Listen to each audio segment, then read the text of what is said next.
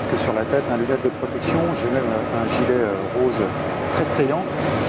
On est sur un site classé Seveso, mais chez Cristanol, une entreprise qui fabrique notamment du sucre alimentaire, mais aussi de l'éthanol qui est incorporé dans le carburant qu'on appelle le E85 Super Éthanol. Alors pourquoi s'intéresser au E85?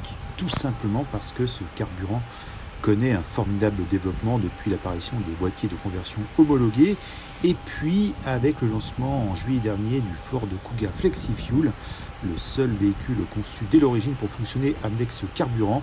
Malheureusement, ce modèle a tiré sa révérence, mais Ford a annoncé qu'il travaillait sur d'autres modèles compatibles.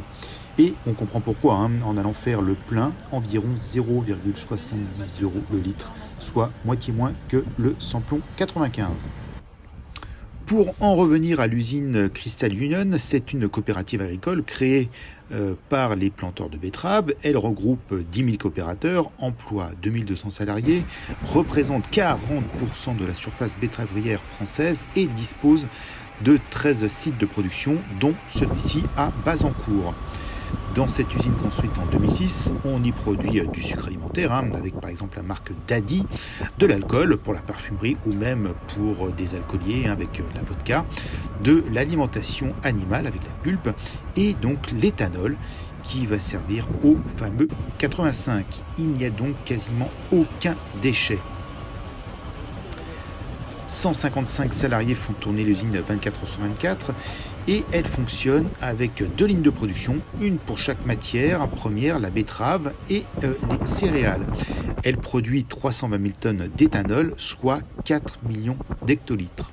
Mais attention, le 85 n'est pas pour ainsi dire conçu ici. L'éthanol est transporté dans les raffineries et les dépôts pétroliers et c'est dans ces endroits qu'il est incorporé à l'essence normale entre guillemets, suivant une part qui varie de 10% pour le samplon 95 E10 et jusqu'à 85% pour le super éthanol.